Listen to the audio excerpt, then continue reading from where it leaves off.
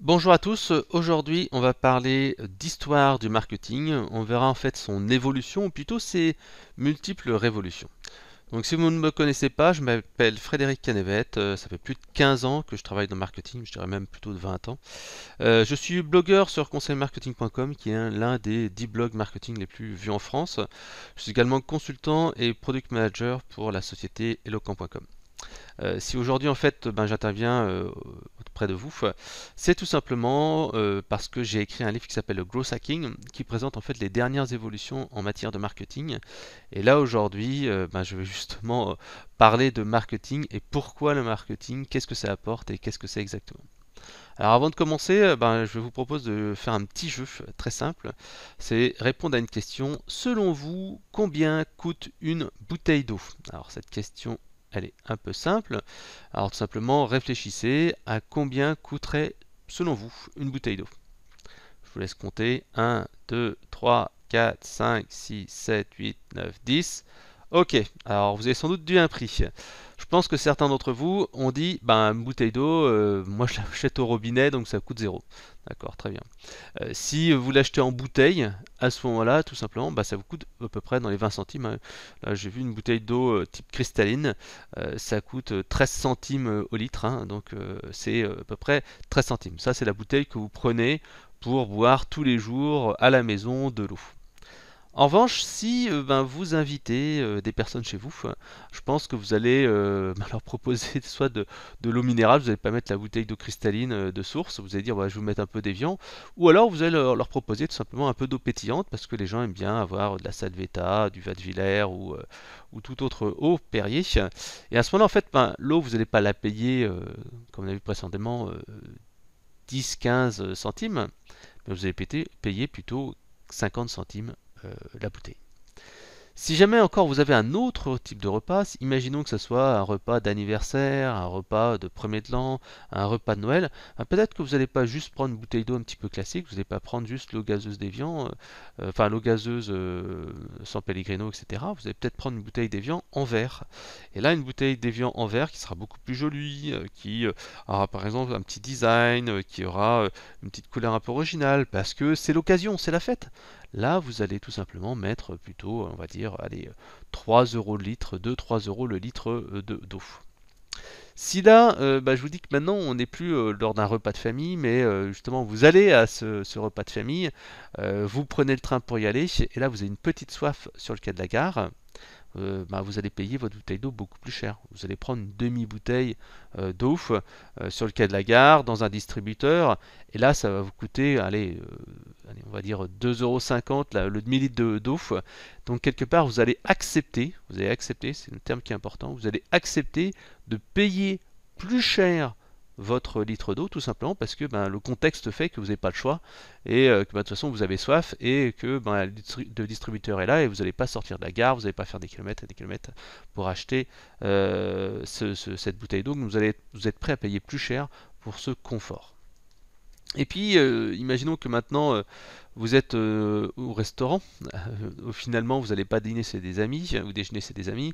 Vous allez par exemple au Fouquet's Hôtel Barrière au Majestic, hein, très bon restaurant, on voit 9 sur 10 en note. Là, vous allez sans problème payer, on va dire, allez, 12 euros la bouteille d'eau parce que vous n'avez pas demandé une carafe d'eau, parce que c'est un événement spécial.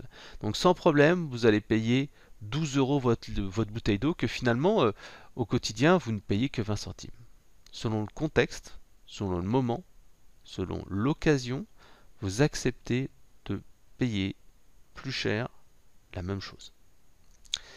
Et si vous êtes dans un contexte encore plus délicat, imaginons que vous soyez en plein milieu du désert et en mourant de soif, à ce moment-là, votre bouteille d'eau, vous serez prêt à la payer tout l'or de la terre.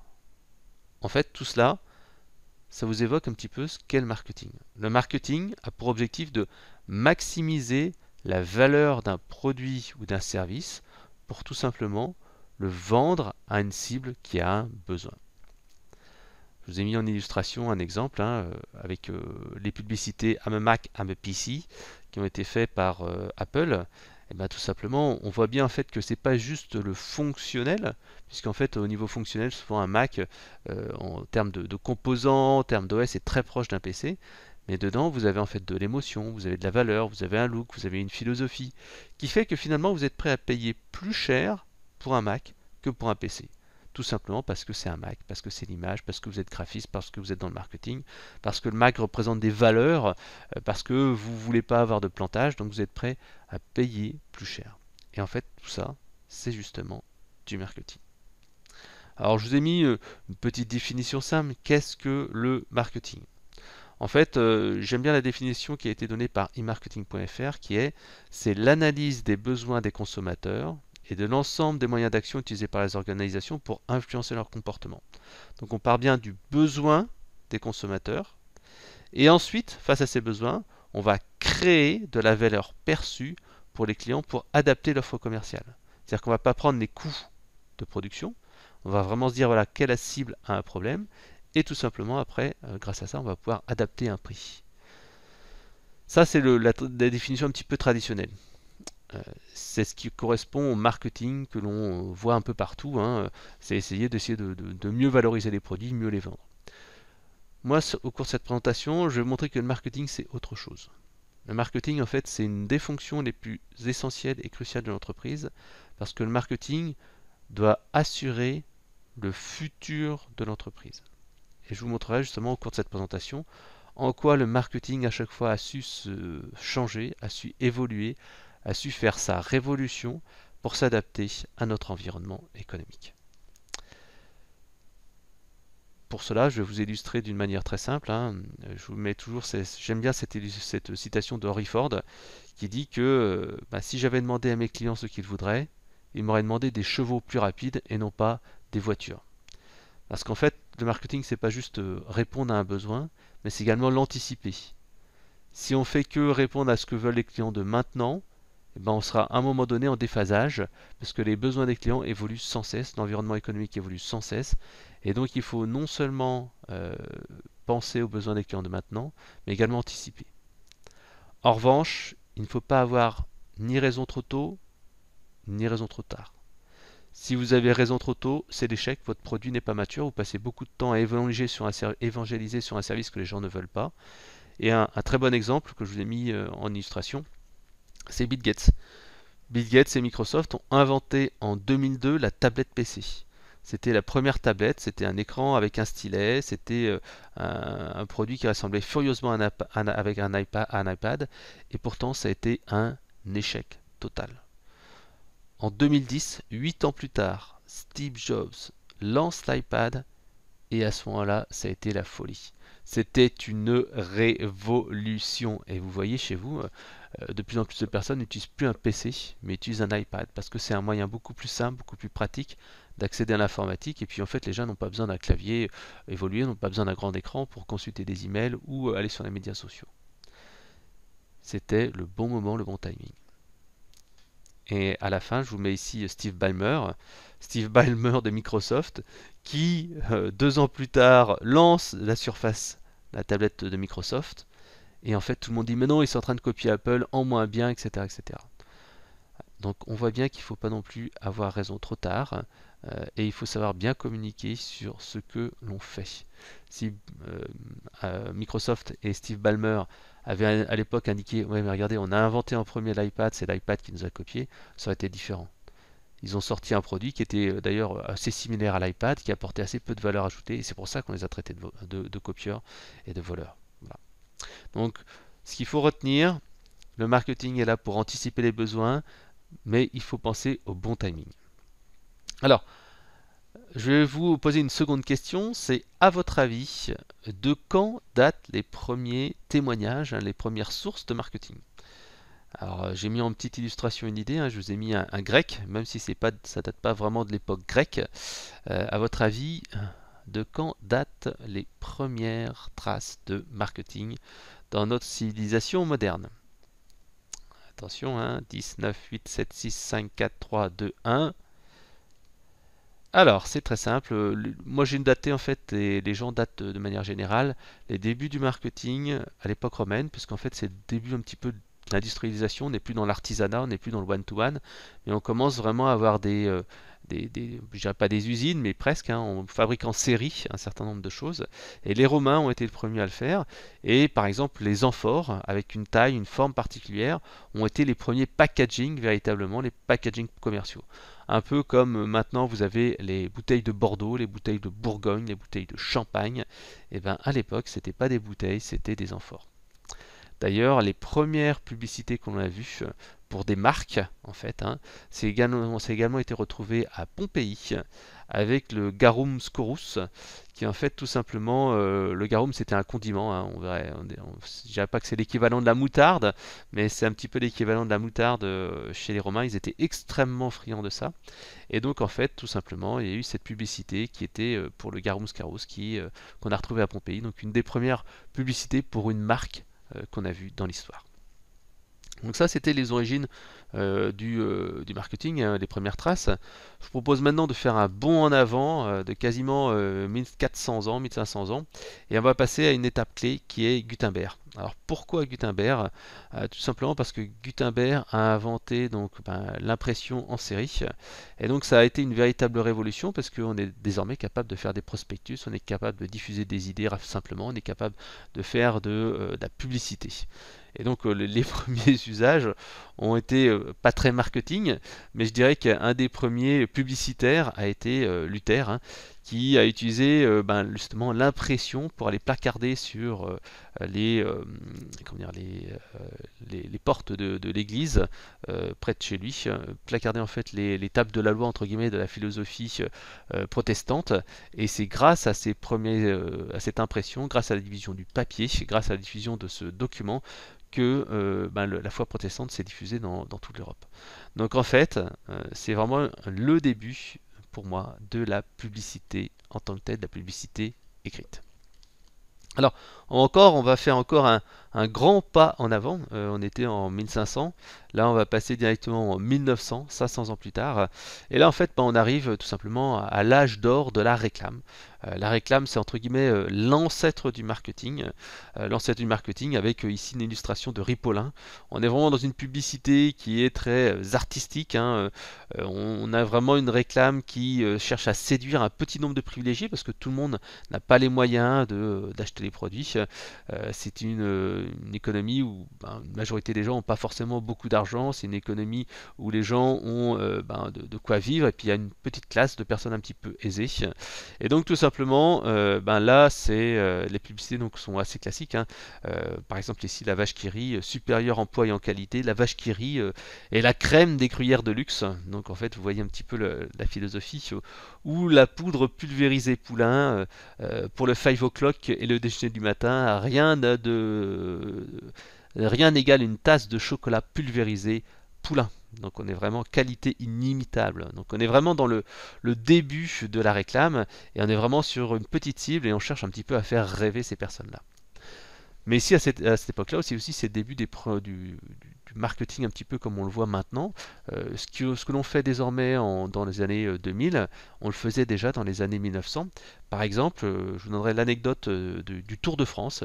Si vous ne le savez pas, en fait, le Tour de France a pour origine en fait du marketing, puisqu'en fait c'était à l'époque le magazine Lotto, enfin le journal, hein, c'était pas un magazine d'ailleurs, le journal Lotto, qui tout simplement avait comme rival le journal Le Vélo, et le journal Lotto voulait s'accaparer la part de marché du cyclisme. Et donc ils avaient un petit peu de mal à se faire connaître par rapport à ce magazine qui était dédié, et qu'est-ce qu'ils ont fait? Ils ont donc organisé le Tour de France avec des chroniques, avec une course, etc. etc. Et ils ont créé un événement autour du Tour de France et autour de leur magazine pour vendre en fait du journal Lotto. Et finalement ça a fonctionné. Le magazine Le Vélo s'est effondré. Le magazine Lotto est devenu Lotto et le Vélo et est devenu le numéro 1 grâce au Tour de France. Donc une organisation qui a été faite au départ pour faire la promotion d'un journal papier. Juste pour ça, pour créer du contenu, créer de l'événement. J'aime bien également présenter un autre exemple très clair de content marketing, de marketing par le contenu. Avant même les blogs et YouTube, et ben tout simplement, vous aviez le guide Michelin qui a été inventé par Michelin pour faire la promotion des pneus. C'est en fait tout simplement inciter les gens à partir en voyage, les gens à faire du tourisme avec leur voiture, en mettant en avant tous les bons plans, les bons restaurants, etc., etc. Donc en fait, c'est une manière indirecte de faire de la promotion de ces produits. Et là maintenant, bah, c'est exactement la même chose, hein. On est exactement sur les mêmes principes. Si vous avez Red Bull qui fait des organisations de compétition d'avions, qui fait sauter un homme depuis l'espace, encore une fois, c'est pour se faire connaître, c'est pour donner une image. Si moi je tiens un blog conseil marketing sur le marketing, c'est tout simplement parce que j'ai des choses derrière à vendre. Je publie du contenu intéressant, je publie de la valeur ajoutée, je donne en fait, pour ensuite, je donne des informations à valeur, hein, pour ensuite recevoir et ensuite avoir une relation commerciale. Donc on peut voir que ce début du marketing inventé dans les années 1900 reste toujours vrai de nos jours. Alors on va avancer un petit peu encore une fois dans le temps. On se passe, allez, 45 ans plus tard. Et là, en fait, c'est la fin de la Seconde Guerre mondiale. Les boys sont de retour et en fait, ils inventent le marketing. C'est là en fait que véritablement le terme marketing est inventé, puisqu'au départ, on ne parlera pas de marketing, mais on parlera de market in, c'est-à-dire mettre sur le marché. C'est ça qui est important de retenir, c'est qu'au début, le marketing n'a qu'un seul objectif, aider les personnes à mettre des produits sur le marché. Tout simplement parce que les personnes qui sont allées à la guerre vont refaire en fait ce qu'ils ont appris et vont appliquer ce qu'ils ont appris en termes de guerre, en termes de stratégie, en termes d'organisation dans le monde de l'entreprise. C'est pour cela que lorsque on va tout simplement parler de marketing, on aura souvent des termes guerriers. C'est-à-dire qu'on va parler de campagne marketing, on parlera de chef de produit, on parlera de conquérir de marché, on parlera de force de vente, on parlera de cible, on parlera de stratégie marketing, on parlera d'attaquer un concurrent, on parlera de positionnement, on parlera de briefing marketing, on parlera de guérilla marketing, tout simplement parce qu'à l'origine, les gens qui ont inventé le marketing venaient de l'armée. Ils ont juste repris l'organisation, la structure, la méthodologie pour lancer non pas une guerre, mais lancer une guerre commerciale. L'objectif à l'époque du marketing, c'est tout simplement d'écouler des produits qui arrivent en masse sur le marché, hein, c'est les débuts de la consommation de masse, hein, et donc on va écouler des bouteilles de Coca-Cola, des voitures, de la soupe Campbell. Donc en fait on a un marché qui est naissant, un marché de masse, et en fait on va essayer de faire en sorte que la mise sur le marché des produits soit la plus efficace possible. Et c'est pour ça qu'en fait qu'au début, le marketing n'est rien qu'une checklist.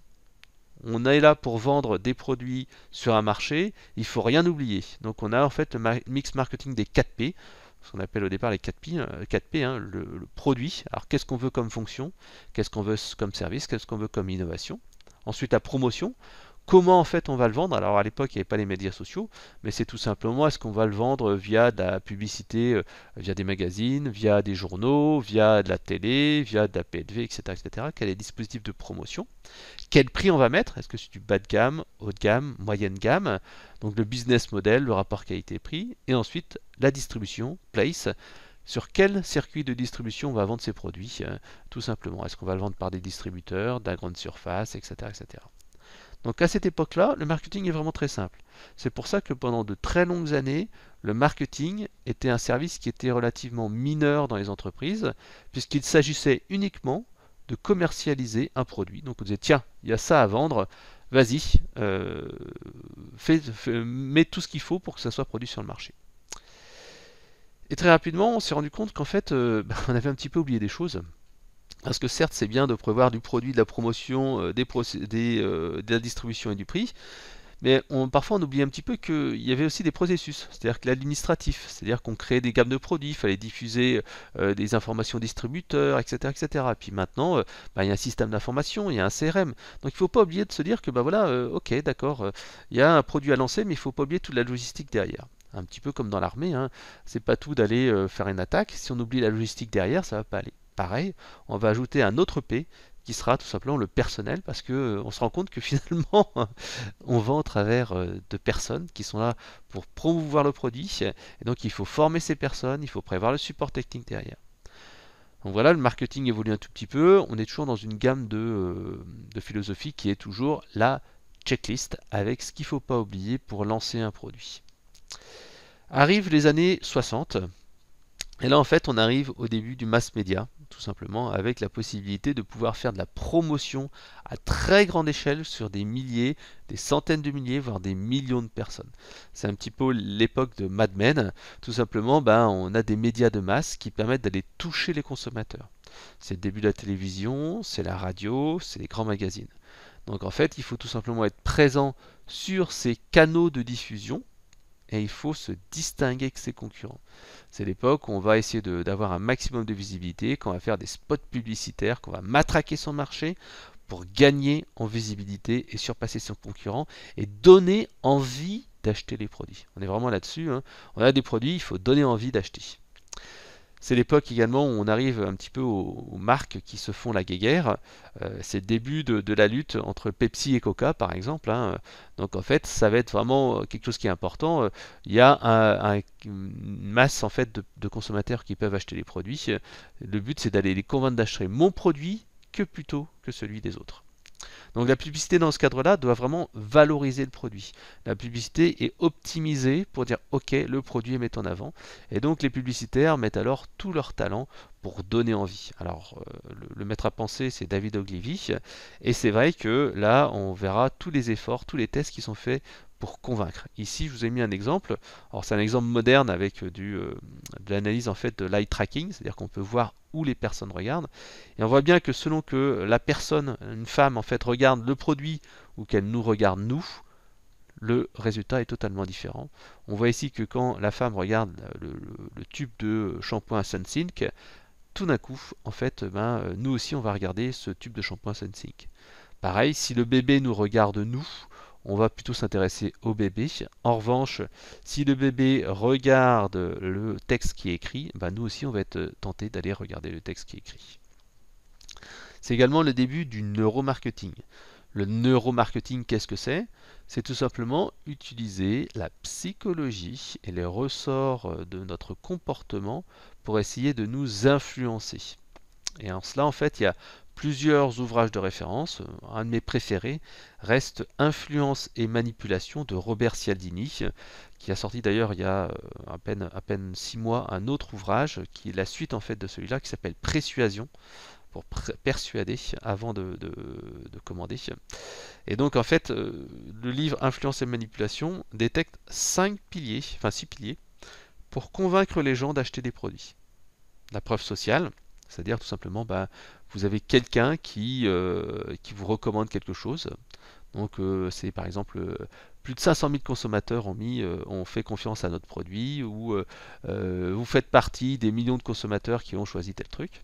L'engagement, c'est une personne qui a commencé à faire un processus de décision et qui ne peut pas se déduire et qui ne peut pas en fait revenir en arrière. Un exemple concret dans votre quotidien, c'est une fois que en fait, vous attendez un bus, vous avez attendu un quart d'heure, une demi-heure, et en fait vous allez dire oh non, je reste encore 5 minutes, je me suis trop engagé là-dessus, je vais encore attendre 5 minutes de plus ou 10 minutes de plus parce que le bus il va finalement venir. C'est pareil, la théorie de l'engagement c'est exactement ça, c'est on vous a mis en fait le doigt dans l'engrenage et finalement vous allez automatiquement continuer dans le processus de vente ou d'achat. Il suffit par exemple qu'on vous dise 3 fois oui dans un argumentaire commercial. Vous êtes d'accord pour ça, monsieur? Oui. Vous êtes d'accord pour ça, monsieur? Ah bah oui. Vous êtes d'accord pour ça? Oui. Et à ce moment-là, forcément, quand on vous dira est-ce que vous êtes d'accord pour payer? Oui. Voilà. Donc en fait, c'est le principe de l'engagement. Un autre principe, c'est la réciprocité. Tout simplement, la réciprocité, c'est si on vous fait un cadeau, vous êtes un petit peu redevable et vous allez accepter. La gentillesse, c'est le gentil voleur, hein. C'est la personne qui est sympa, qui est gentille avec vous et qui finalement, bon allez, comme il est sympa, je vais lui prendre son produit. C'est par exemple les gens qui font de la dégustation aussi en magasin.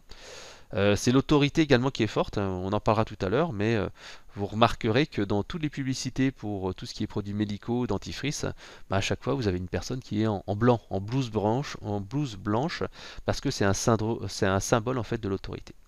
Et enfin la rareté, j'en parlerai aussi tout à l'heure, hein. La rareté, c'est ce qui fait que les gens vont commander tout de suite et pas hésiter. À chaque fois que ma femme en fait fait partie, va faire du shopping, chaque fois elle revient avec des vêtements, des chaussures et tout ça, et elle me dit mais c'était une super affaire, c'était à moins 60%. Et en fait, c'est ça la rareté, parce qu'en fait, on dit c'est 60%, c'est maintenant, et les soldes s'arrêtent dès demain, donc c'était une super affaire, c'était une super occasion. Voilà. Donc ça, c'est quelques-uns des leviers, et encore, il y en a beaucoup plus. Donc, je vous parlais tout à l'heure d'influence en fait de la preuve sociale, de l'autorité. Et bien tout simplement, c'est l'époque où les marques utilisent les stars pour tout simplement avoir un petit peu de leur image qui va revenir sur le produit. Quand Coca-Cola dit j'ai embrassé Elvis, c'est pour se dire waouh, Elvis c'est un mec cool, donc moi aussi je prends un Coca parce que je suis un mec cool. Pepsi essayait de faire la même chose avec Michael Jackson, avec Ray Charles et avec Britney Spears. C'est bah voilà, j'adore Britney Spears, c'est une nana qui est super cool, j'adore Michael Jackson, c'est un mec qui est super génial. Et ben lui il boit du coca, ben moi aussi je bois du coca. En fait, c'est tous les trucs classiques, hein. Pourquoi en fait vous voyez ces fameuses stars qui sont partout dans les spots publicitaires? Parce que l'objectif en fait c'est que l'image de la star rebondisse en fait sur le produit. Voilà. Certains l'ont compris et l'ont même adapté à leur secteur d'activité dans des secteurs un petit peu détonnants et étonnants. Vous avez par exemple ici, c'est des trafiquants de drogue de Toulouse qui ont compris cette puissance de la marque pour montrer que leur produit était supérieur et meilleur que les autres. Ils ont tout simplement créé un label, Varese Mirail, c'était de la bonne, qu'on peut retrouver au métro Mirail Université à Toulouse. Alors bien entendu, euh, cet exemple est caricatural, mais ça vous montre en fait que la marque permet de se distinguer des autres et de dire voilà, ça c'est de la bonne qualité. Le but c'est que les gens disent moi je veux être assuré, je ne veux pas prendre de risques, et donc j'utilise cette marque-là qui va m'assurer d'avoir un niveau de qualité auquel je m'attends. Je ne prends pas le risque. La marque est là pour diminuer le risque. Alors, malheureusement pour nos dealers de Toulouse, d'avoir mis leur adresse de deal sur le packaging n'est pas une très bonne idée et vous doutez bien en fait que la police s'est bien occupée d'eux. Alors, là, on était en fait dans la partie mix marketing avec la marque, mais on s'est rendu compte aussi que les gens qui achetaient voulaient maintenant une preuve, parce que c'est pas tout de dire qu'on est le meilleur, que avec nous vous allez être rassuré, vous allez avoir en fait une expérience client exceptionnelle, ça va bien se passer. Ils veulent quand même avoir une preuve, parce que si Pepsi dit c'est le meilleur cola, si Coca dit c'est le meilleur cola, mais finalement quel est le meilleur? Et donc, en fait, tout simplement, il faut donner l'information, il faut donner des preuves, des bénéfices et des témoignages. C'est également le moment où, en fait, tout simplement, on va proposer des produits beaucoup plus adaptés. Alors là, on fait un petit bond en avant, hein, mais par exemple, le Coca Zéro, en fait, on va donner le goût de Coca-Cola avec zéro sucre. Donc, on donne en fait cette fameuse preuve. Ensuite, en fait, on va essayer d'aller encore plus loin parce qu'en fait, les clients sont devenus de plus en plus difficiles, donc il est difficile de les séduire. Donc, en fait, on va ajouter d'autres choses. On va leur demander de la permission, c'est-à-dire qu'on va pas juste pousser de l'information, mais on va vraiment aller afficher de la publicité qui soit adaptée. On va également leur dire voilà, si tu fais partie si tu achètes du Coca, par exemple, en fait, on va pouvoir mettre en place une action marketing particulière. On va essayer de se positionner de manière différente également, c'est-à-dire qu'on va pas être juste un Coca, mais on va être le Coca des hommes, le fameux Coca Zéro qu'on a vu tout à l'heure. Dans les années 80 également, on arrive dans l'âge de la provoque, la provocation. Puisqu'en fait, il faut se distinguer, sortir du lot. Et c'est là que l'on voit les affiches très provocantes, hein.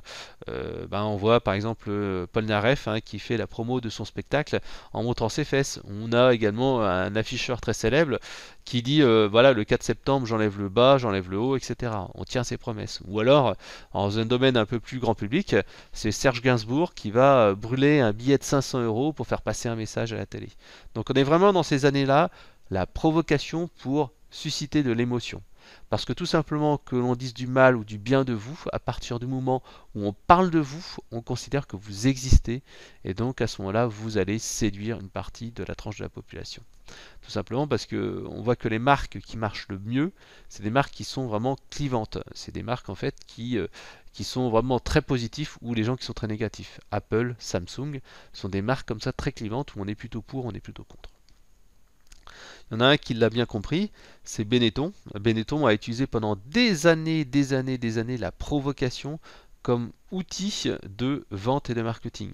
On ne vend pas du tout du pull, on ne vend pas des vêtements, mais ils vendent en fait de la provocation de l'image. Et pendant des années, vous avez des publicités contre le racisme, des publicités sur la tolérance, le sida, etc., etc. Et c'était véritablement leur créneau, donner cette image-là, une image différente autour de Benetton. Alors une petite question, si vous regardez ici l'image, à votre avis, quelle est la publicité la plus récente? Petite question. Eh bien, si vous regardez attentivement, c'est la publicité en bas à droite, c'est la publicité en fait avec les migrants. Et par contre, cette fois, cette publicité a été, je dirais pas un échec, mais a suscité un tollé. Pourquoi? Parce qu'en fait, auparavant, Benetton, vous regardez, était plutôt sur la tolérance entre les différentes races, entre guillemets, tolérance sur le sida, etc., etc. Et là, ils sont allés sur un terrain qui est beaucoup plus complexe, qui est celui des migrants, avec pas forcément un message qui est très clair. Et donc là, forcément, autant un message sur la haine, sur l'amour, etc., etc., il y avait un consensus qui était très fort là-dessus. Autant sur le thème des migrants, la solution apportée, les problèmes, etc., étaient plus dans la problématique. Donc en fait, ça brouille un petit peu le message, ça brouille un petit peu la communication là-dessus. Donc là, en fait, c'est un petit raté qu'ils ont fait au niveau de la communication. Ils auraient plutôt choisi une autre image que celui des migrants en bateau. Ils auraient dû choisir un autre visuel. Là, on fait un petit bond en avant, quelques années, on arrive dans les années 90, et là, en fait, on va parler du début de la guerre des prix. La guerre des prix avec l'émergence des grandes surfaces, tout simplement parce que la marque, en fait, perd un petit peu de sa puissance. On disait auparavant, la marque est là pour rassurer. La marque est là pour, en fait, dire au client, t'inquiète pas, ton choix dans le rayon va être très simple, tu fais confiance à la marque et tout simplement, tu vas avoir un super produit. Le problème, c'est que maintenant, la marque en fait est un petit peu mise à mal avec des distributeurs qui créent des produits distributeurs en disant mais attendez, moi c'est la même chose, mais c'est 3 fois moins cher. C'est pareil pour les produits libres en fait de Carrefour, c'est pareil pour les marques repères de Leclerc, c'est pareil pour tous les marques de distributeurs. Donc la marque commence à être mal en point face à ses concurrents. Donc dans ces cas-là, la philosophie est très simple. Ok, on va plus seulement penser au prix, au produit, à l'entreprise, mais on va penser plutôt au client. Et donc en fait, il y a un changement de philosophie du marketing, initié en particulier par La Vache Pourpre, qui est un livre qui a été écrit par Seth Godin, qui a pour objectif de créer des produits remarquables, c'est-à-dire des produits qui sont exceptionnels et qui sont vraiment attendus par les clients. Et pour produire un produit exceptionnel qui va être supérieur aux autres et qui va être attendu par les clients, il faut repenser la manière dont on va produire les produits. Donc on passe d'un marketing, on est là pour pousser un produit, donc une checklist, les 4 P, produit, prix, place, promotion, et on va passer à un marketing des 4 C. C'est-à-dire qu'en fait, on va mettre le client au centre, on part de ce que veut le client, de son problématique, de ses besoins, et on va voir comment on va pouvoir apporter un maximum de valeur pour le client. C'est comme lorsqu'on veut en fait vendre un produit cher, il faut se dire mais qu'est-ce que le client est prêt à payer, quels sont ses problèmes les plus importants, comment je peux ajouter de la valeur supplémentaire. Ensuite, on ne va pas parler d'un prix, mais on va parler d'un coût global. C'est-à-dire qu'il y aura certes le prix du produit, mais on va également intégrer par exemple le prix pour changer. Par exemple, vous êtes dans une mutuelle, le prix de changer, c'est pas juste passer d'une mutuelle à l'autre. Il y a des papiers, il y a des transferts, des choses comme ça. Donc on va essayer d'intégrer ce coût total de migration, de mise en place, de changement d'habitude dedans. Et on va essayer de faire en sorte que ce changement et ce coût de changement soit vraiment très simple. On va plus travailler sur de la publicité, de la promotion, mais on va travailler sur de la communication. La différence est importante parce qu'on ne va pas juste faire de la promo sur le prix, on va vraiment communiquer sur la marque, la philosophie, le produit, les bénéfices, les témoignages, etc., etc. Ça va donc bien au-delà d'un simple promo, du packaging. On va vraiment parler de communication. Et enfin, on ne va pas parler de canal de distribution, on va parler de praticité pour utiliser le produit. C'est-à-dire que comment on va faire pour que le produit soit beaucoup plus simple à utiliser. Est-ce qu'on va par exemple le diffuser sur le web? Est-ce qu'on va le diffuser sur Internet? Et on va penser en globalité à la praticité et à l'usage du produit pour faire en sorte que une fois que j'ai acheté mon produit, je puisse avoir du support, je puisse avoir de l'aide, je puisse avoir de l'accompagnement, je puisse avoir du self-service, je peux avoir des vidéos d'accompagnement, etc., etc., etc. On est véritablement dans une philosophie qui change. On change d'une d'une culture orientée produit à une culture orientée client.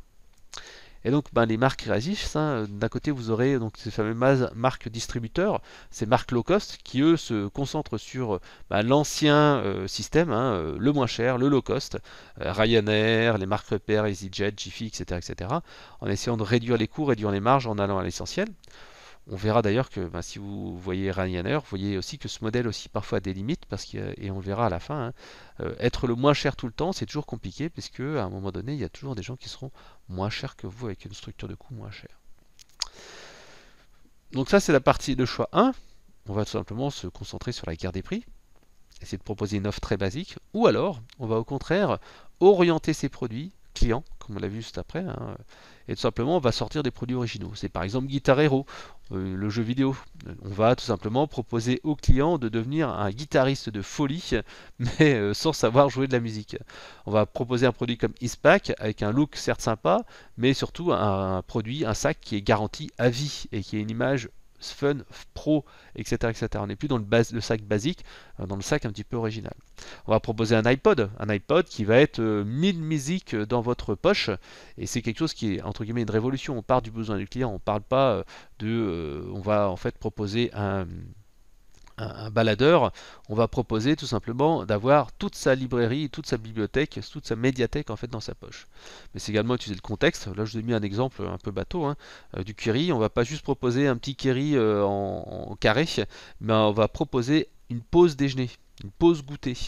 On est vraiment différent. On va pas proposer uniquement un produit, on va s'intéresser aux besoins du client. Donc on avance encore de quelques années, une dizaine d'années plus tard, on arrive en fait à l'époque des startups. Donc en fait, voilà, vous avez l'entreprise un petit peu corporate, hein, comme vous connaissez sans doute. Voilà, on est dans l'entreprise, voilà, ça tourne, on court, on court, on court, on court. Puis d'un côté, vous avez les startups qui se lancent, pour eux en fait, qui partent de rien du tout et qui doivent en fait essayer d'arriver à grimper une montagne. Donc on arrive dans une situation où il y a une saturation des marchés et en plus, il y a les startups qui arrivent. Mais pour l'instant, les startups sont encore très cloisonné par rapport au monde physique. D'un côté, vous avez véritablement le canal digital, hein, où on va faire des emailing, on va créer un site internet, on va faire un site e-commerce, on est vraiment au début là-dessus. Et vous avez de l'autre côté vraiment un monde à part avec les canaux traditionnels qui continuent d'utiliser la distribution, les news, etc., etc. Donc pour l'instant, on est vraiment dans des mondes qui sont très étanches, qui sont très séparés. Et le marketing commence à avoir de nouveaux métiers, mais qui sont pour l'instant très cloisonnés. On n'est pas encore dans un multicanal, un omnicanal, c'est-à-dire qu'on ne vend pas par le web, le physique et tout ça. On est vraiment très séparés.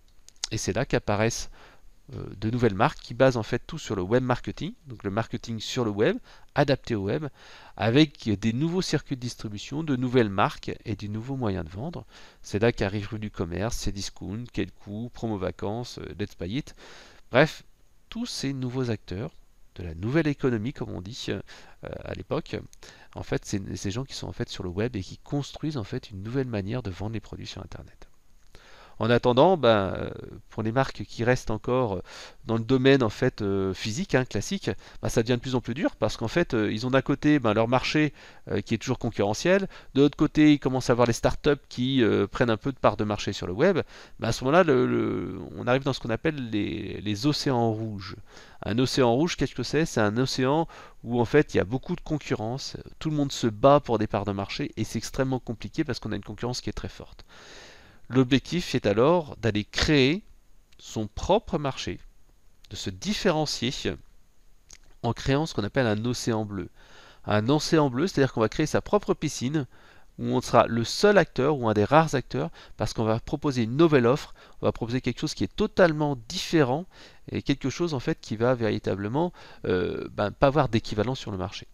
C'est la philosophie qui a été sortie par deux écrivains, Chan Kim et puis René Mauborgne, c'est la stratégie Océan Bleu. Donc comment trouver de nouveaux espaces stratégiques concurrentiels où on ne va pas être systématiquement face à face en concurrence par rapport aux autres. Le principe à ce moment-là, le principe du marketing, c'est le corridor stratégique et les racks. C'est-à-dire qu'en fait, on va prendre un marché actuel avec un positionnement de produit. Généralement, vous avez une dizaine de critères pour choisir un produit, qui sont, par exemple, là, je vous ai mis l'exemple du Cirque du Soleil. Donc, le cirque traditionnel, qu'est-ce qu'il fait? Ben, généralement, le prix n'est pas cher. Il n'y a pas beaucoup de vedettes, mais il y a quelques clowns et c'est tout. Vous avez des numéros. Vous avez en fait de la vente de confiserie, vous avez une ou deux pistes qui sont changées de manière intermédiaire, il y a un petit peu d'amusement et d'humour, il y a un petit peu d'émotion et de danger avec des animaux, et des choses comme ça. Et en fait, il y a des gens qui disent, ok, moi je veux revoir totalement ce qui existe là, parce que je ne pourrais pas survivre en fait dans cet environnement où tout le monde est pareil. Je dois me différencier. Mais qu'est-ce que je fais?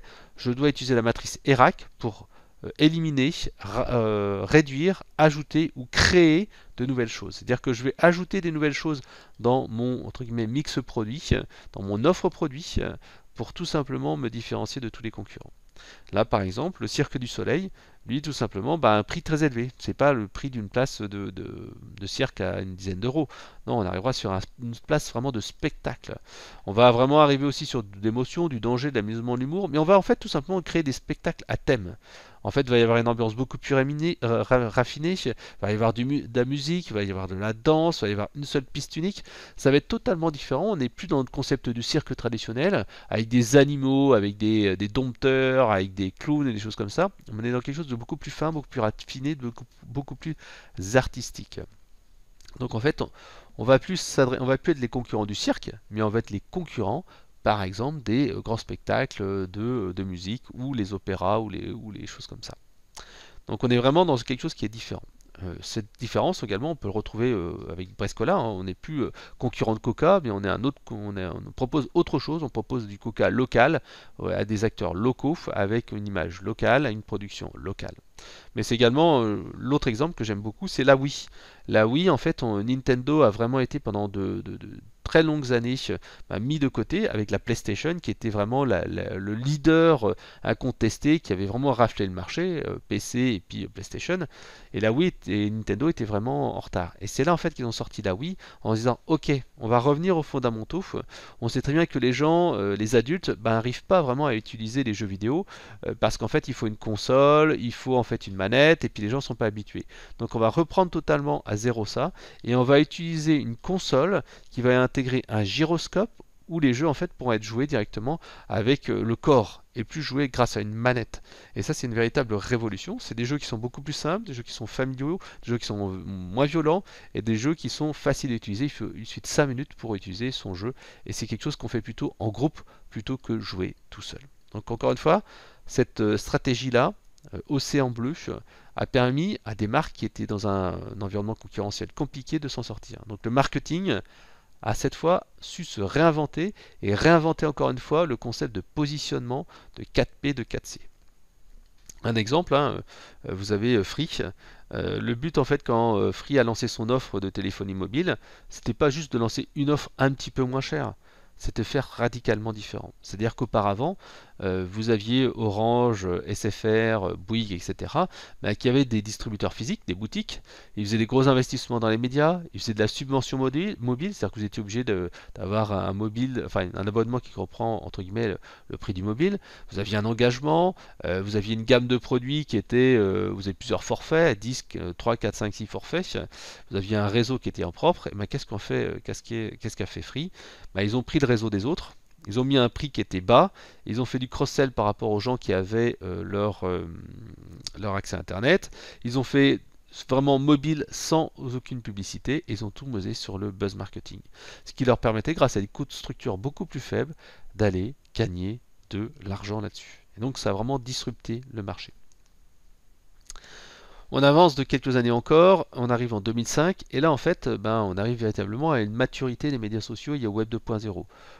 Dans les années 2000, le web était vraiment au début, c'était c'était un petit peu, je vais acheter sur internet, ça s'adresse un petit peu à des geeks, des gens qui étaient un petit peu en avance. Avec l'émergence des réseaux sociaux, de Twitter, de Facebook, etc., les gens commencent à regarder sur le web. De plus en plus, les gens posent des avis, laissent des avis, les gens créent du contenu, c'est plus les marques qui créent du contenu, ce sont par exemple des blogueurs comme moi qui créent du contenu sur internet. Avant, quand on voulait savoir ce qui se passe sur un produit, sur une marque, c'est la marque qui poussait de l'information. La communication était totalement maîtrisée. Maintenant, en fait, les internautes, avant d'aller acheter, ils regardent sur Internet et ils voient en fait les avis des autres internautes. Donc on est véritablement dans un changement de paradigme. Avant, c'était l'entreprise qui maîtrisait la communication, qui maîtrisait les canaux, qui avait véritablement la main. Et là, en fait, on arrive à une véritable reprise en main de la relation commerciale par les consommateurs. Cette visibilité, cette action, cette activité des consommateurs sur Internet a également l'intérêt, c'est qu'en fait les marques peuvent exploiter cela. Par exemple, Coca, on en parlait tout à l'heure, a tout simplement sorti son Coca Life à cette époque-là. Tout simplement parce qu'en fait, ils ont analysé sur le web ce que disaient les internautes. Et de plus en plus d'internautes sur les forums, sur les groupes, sur Facebook, sur Twitter, parlaient en fait de danger de l'aspartame dans le Coca Zéro et dans les autres marques. Et au contraire, qu'il y avait en fait peut-être un nouveau moyen avec des molécules plus naturelles, hein, la stevia, d'aller sucrer sa boisson gazeuse avec des choses plus naturelles. Et donc en fait, c'est pour ça qu'ils ont sorti Coca Life, tout simplement pour surfer sur la vague du bio et surfer sur la vague du naturel, et deux, contrer cet aspect mauvaise réputation de l'aspartame vis-à-vis de la santé. Ce qui montre en fait qu'on arrive maintenant dans un paradigme où en fait la marque en fait doit essayer de séduire le client, séduire le consommateur, puisqu'en fait la marque n'est plus la seule à discuter, hein. Souvent le client il recherche sur internet et il sait même mieux que le client tout l'étendue des produits. Il a fait de la recherche pendant 3, 4, 5, 6 heures sur internet, c'est devenu le spécialiste d'un produit avant d'aller appeler. Donc les clients prennent l'avantage et doivent être désormais séduits.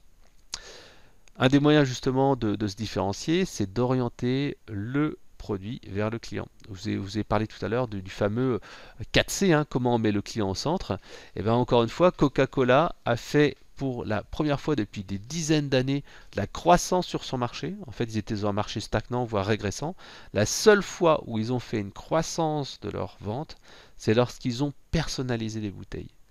Il y avait tout simplement la possibilité d'avoir la bouteille à son propre nom, où on allait dans une soirée ou n'importe quoi, vous achetiez la bouteille de votre hôte, et là vous étiez capable en fait de créer de l'émotion. Donc en fait l'expérience client à ce moment-là fait la différence. On n'achète plus un Coca, mais on achète un Coca avec le nom de son copain ou son nom à soi, etc., etc. Donc jusque-là, on se dit bon bah ça va à peu près, ça va bien, sauf qu'en fait, on arrive au début de la révolution digitale. En fait, tout simplement, le growth hacking arrive, hein, c'est le titre de mon bouquin. Ce sont des startups en fait qui n'ont rien à perdre, qui arrivent sur le marché. Tout simplement, quand on est un start-upper, qu'on a, on va dire 6 mois à 1 an de cash devant soi, on n'a pas le choix. Il faut réussir ou mourir. Et c'est comme ça en fait que des startups se posent comme véritable alternative dans des marchés que l'on croyait protégés, que l'on croyait vraiment où les clients se croyaient en fait, les marques se croyaient en fait protégées, parce qu'en fait tout simplement ils sont venus répondre à un besoin et répondre à une attente. En fait, on voit bien que certaines marques avaient des clients un petit peu captifs, des clients qui étaient tout simplement obligés de souscrire à un service. Et qu'est-ce qui s'est passé? Une start-up est venue là et dit bon, ok d'accord, là vous êtes obligé de passer par ces trucs, vous n'en êtes pas forcément satisfait, moi je vous propose une expérience qui va être totalement différente, vous allez voir ça va être beaucoup plus simple et beaucoup plus pratique. Et c'est comme ça qu'ont commencé par exemple des marques comme Uber. Ils sont partis du problème du client. Uber, pour la petite histoire, hein, c'était les deux fondateurs qui étaient à Paris pour un salon sur les startups, un événement sur les startups, et ils se sont retrouvés un samedi soir à chercher un taxi dans Paris. Et bien entendu, si vous êtes déjà allé un samedi soir à Paris, à chercher un taxi, il n'y en a pas. Donc ils se sont dit, ah mais ça serait si génial si les gens en fait, si quelqu'un qui a une voiture pouvait s'improviser chauffeur d'un soir et tout simplement devenir son propre patron et faire le chauffeur de taxi. Pareil pour Airbnb, hein, ils sont partis sur ce même constat. Dire au départ, les clients ils veulent pas en fait avoir une chambre d'hôtel, ce qu'ils veulent en fait c'est dormir, ils veulent un lit et éventuellement un petit déj, que ce soit pas trop cher et que ce soit peut-être un peu plus authentique. Et donc en fait Airbnb encore une fois est reparti du côté du client. On peut également remettre en question totalement un secteur d'activité. On le voit également Tesla. Tesla, en fait, qui a, entre guillemets, créé un constructeur automobile alors que le marché était totalement verrouillé. Tout simplement en proposant une nouvelle offre avec des voitures électriques, des voitures un petit peu plus, entre guillemets, écolo, avec un look et comment dire, une philosophie qui soit totalement différente. C'est également Facebook qui a pris le dessus sur toutes les chaînes de télévision. Facebook est en train de prendre des parts de marché puisqu'en fait tout simplement les gens ils veulent pas en fait veulent pas qu'on leur impose en fait un programme télé. Ce qu'ils préfèrent c'est regarder ce qui se passe de plus intéressant. Le loft c'est bien, mais si on a le loft de ses amis c'est encore mieux, c'est encore plus fun parce qu'en plus on peut participer. En fait, tout simplement, cette philosophie et ce point en fait qui est pris par les startups, c'est se dire est-ce qu'il existe des secteurs d'activité où les clients sont pas forcément très contents de leur fournisseur actuel, du leader actuel, et est-ce que je peux pas leur proposer quelque chose de différent en adaptant en fait justement mon offre à exactement à ce qu'ils veulent. En fait, il faut se dire que désormais, il n'y a plus de clients qu'actifs. On peut plus se permettre de négliger sa relation client parce qu'un jour ou l'autre, il y aura quelqu'un qui va proposer une solution alternative.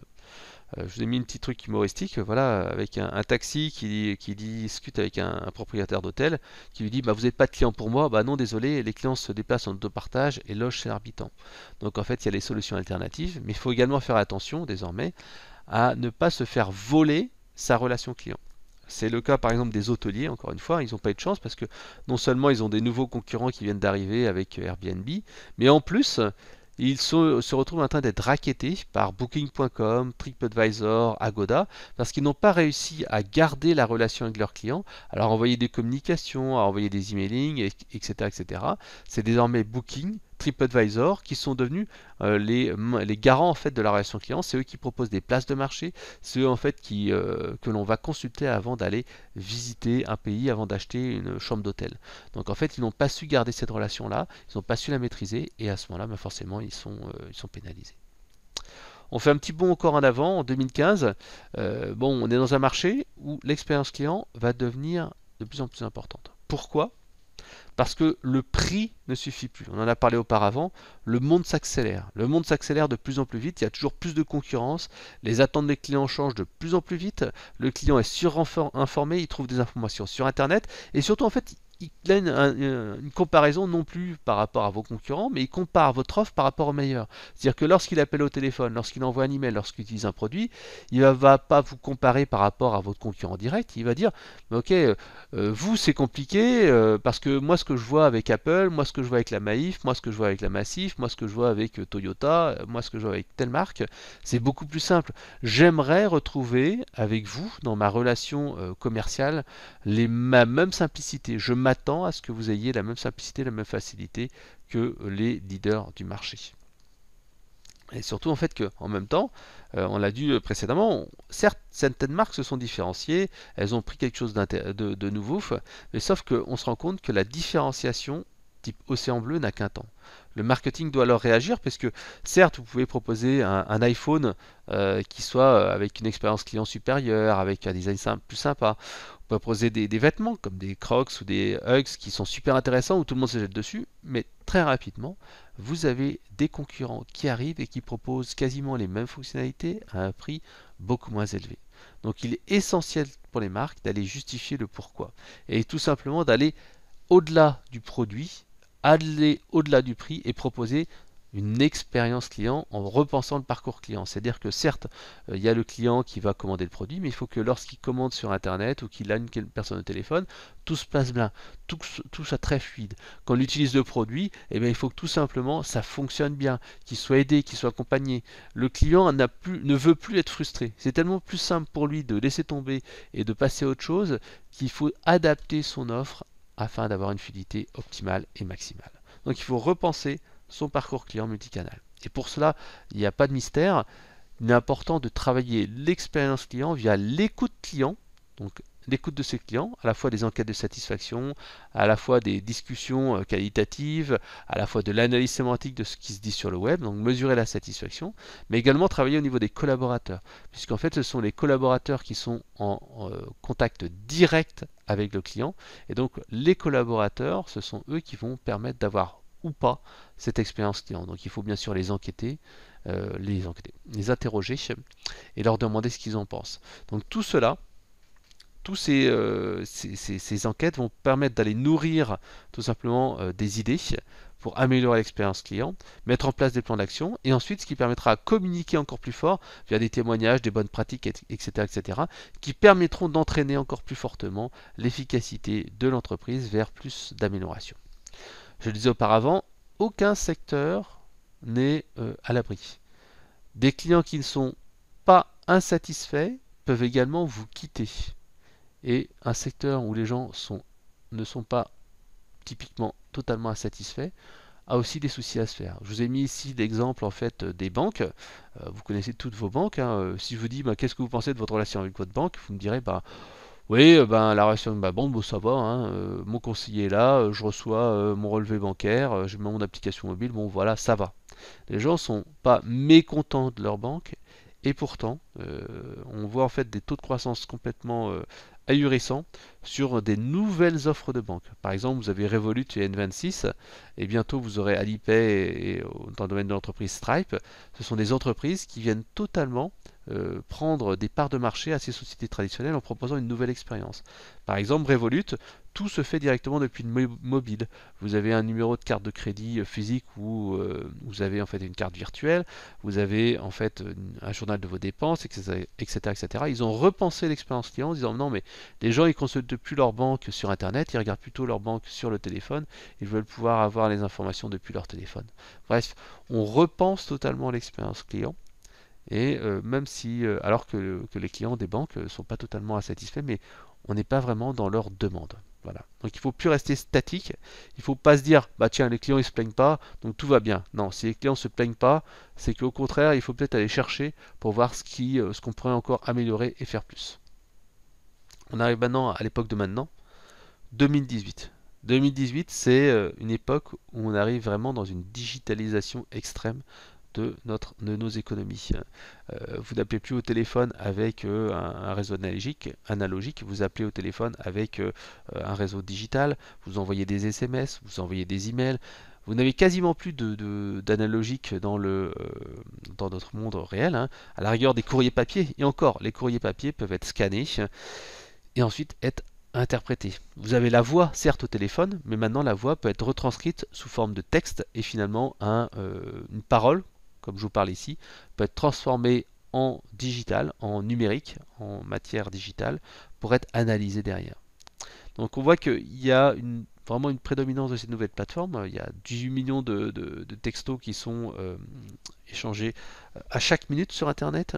Il y a eu près d'1 million de personnes qui se sont loguées. Il y a eu près de 3 millions de personnes qui sont allées sur Google. Il y a eu presque $1 million qui ont été dépensés en ligne, etc., etc. Donc en fait, le monde et les relations se sont digitalisées. Donc le but du marketing est cette fois de prendre en compte cette digitalisation. Le marketing évolue encore une fois pour utiliser ces nouveaux canaux de communication. Et donc là, je vous posais une petite question. À votre avis, combien y a-t-il d'outils marketing, c'est-à-dire des logiciels principalement, pour vendre, communiquer ou faire des promotions? Alors, je vous laisse réfléchir à votre avis. Combien de logiciels existent, hein? Alors bien sûr, on n'ira pas dans les micro-logiciels, mais dans les plus connus. Combien y en a-t-il qui existent? Je vous laisse réfléchir. Le nombre est quand même assez important. Ce n'est pas 10, hein, ce n'est pas 20. Alors, la réponse est simple. En 2011, il y avait à peu près 150 outils marketing. En 2012, il y en avait 350. En 2014, il y en avait 1000. En 2015, il y en avait 2000. En 2016, il y en avait 3500. Et en 2018, il y en a près de 6829. Donc on est passé en l'espace de 7 ans de 150 outils marketing à plus de 6829 outils. Le problème actuellement des marketeurs, c'est pas de savoir de lancer des opérations marketing. Le problème du marketing actuel, c'est de savoir lancer la bonne communication sur le bon channel avec les bons outils et au bon moment. Le but en fait, c'est plus un problème de rareté, c'est un problème de choix, de réflexion, de savoir qu'est-ce qui va être véritablement le plus efficace pour me permettre d'atteindre les objectifs. Et c'est ça en fait le gros casse-tête du marketing. Il y a tellement d'outils à notre disposition qu'il faut savoir quoi prioriser. C'est pour ça que les métiers en fait du marketing se sont radicalement changés. Il y a, on va dire, allez, 10 ans de ça, une personne pouvait faire du marketing de A à Z. Elle pouvait faire de la com, du marketing papier, elle pouvait faire du web. Maintenant, c'est devenu beaucoup plus dur. Les métiers se sont hyper spécialisés. Il y a de nouveaux métiers qui sont arrivés. Si vous me dites, tiens Fred, fais-moi des campagnes Google AdWords ou des campagnes Facebook Ads, ben, je vous dirais, je peux le faire, mais je le ferai pas très bien. Le content marketing, créer du contenu sur des blogs, sur YouTube, etc., c'est un autre métier. Faire de la PAO, c'est un autre métier. Organiser des salons, c'est un autre métier. Il y a tellement de spécificités, tellement de métiers que maintenant, en fait, les gens se spécialisent de plus en plus. On n'est plus marketeur, on n'est plus une personne qui fait des marketing de manière générale. On est spécialiste en marketing digital, on est marketing communication, marketing traditionnel, etc., etc. Les métiers sont devenus très pointus et très spécialisés. Je vous me fais maintenant, pour quasiment terminer cette présentation, un peu de prospective pour vous dire qu'est-ce qui va arriver dans le futur au niveau du marketing. Et bien tout simplement, le marketing va continuer à évoluer et à faire ses révolutions, en particulier avec la révolution industrielle des services. En effet, vous savez comme moi, hein, il y a eu la révolution industrielle dans les industries, on a amélioré la productivité dans les usines, on a mis de la robotisation, on a mis des process en place, on a des gens qui sont là pour aller quasiment appuyer que sur un bouton, des choses comme ça. Et bien désormais, cette révolution industrielle arrive également dans le domaine de services. Tout simplement parce qu'on va aller donner aux gens des outils et des moyens d'améliorer leur productivité. Un exemple, moi actuellement, j'utilise plusieurs dizaines, enfin une petite quinzaine d'outils marketing au quotidien. Il y a, allez, on va dire, il y a 10 ans de ça, j'en utilisais à peine un ou deux. Donc en fait, on a de plus en plus d'outils à notre disposition qui nous permettent de faciliter notre vie. En même temps, vous avez les débuts de l'intelligence artificielle, chatbot, etc., qui viennent en fait aider et accompagner le commercial, la personne du support, le marketing, etc., etc. Donc on arrive véritablement à une intégration de l'intelligence artificielle dans le marketing. En même temps, il y a tout ce qui est gamification. Donc la gamification, vous avez vu un petit peu ce que c'était aujourd'hui. C'est utiliser les leviers du jeu, que ce soit le jeu classique ou le jeu vidéo, dans le marketing. Et vous l'avez vu il y a quelques minutes, hein, si j'ai fait ces petits concours vous incitant à rechercher telle chose en cherchant des chiffres, c'est tout simplement parce que je suis aussi en train d'utiliser ces leviers de gamification pour avoir votre attention. Et ça sera de plus en plus important dans les années à venir, tout simplement parce que les nouvelles générations doivent être motivées, parce qu'en fait elles sont habituées à avoir beaucoup d'informations, beaucoup de fun, avec les jeux vidéo, avec la télévision, mais aussi en fait on arrive à une limite en fait de tout ce qui est capacité d'attention, capacité de concentration, et on arrive dans un monde où on sera de plus en plus volatile, de plus en plus en fait distrait par des choses, et donc la gamification va devenir essentielle pour inciter les gens à continuer à être beaucoup plus efficaces et concentrés. On arrive également à d'autres révolutions, hein. Là, je vous ai mis que les choses qui vont arriver dans les semaines, mois à venir. La 5G, hein, les assistants vocaux, tout ce qui est le phénomène bio, tout ce qui est le big data, toutes les données qui sont sur Internet, la réalité virtuelle, l'intelligence artificielle ou l'épuisement des ressources. Tous ces éléments-là vont impacter la manière dont les entreprises vont fonctionner. Et donc forcément, le marketing qui à chaque fois s'adapte comme un gant à son environnement économique et aux besoins d'entreprise va devoir s'adapter pour répondre à ces différents défis. J'en arrive à la conclusion de cette présentation, hein. Mon objectif lors de cette présentation était de vous montrer l'évolution du marketing avec en exemple souvent la publicité. Je vous l'ai dit tout au début, hein, au début nous étions dans une économie de la rareté. Le but en fait c'était d'aller essayer de faire donner envie à un petit pourcent des clients envie d'acheter un produit. Ensuite on est arrivé dans un marché de masse avec la publicité où tout simplement on va convaincre d'acheter un produit. Le but c'est d'écouler un produit, les 4 P. Ensuite on arrive dans une époque du marketing où on crée de l'émotion, on crée de la marque, on essaie d'avoir de la reconnaissance. Et ça c'est le fameux tigre avec les céréales.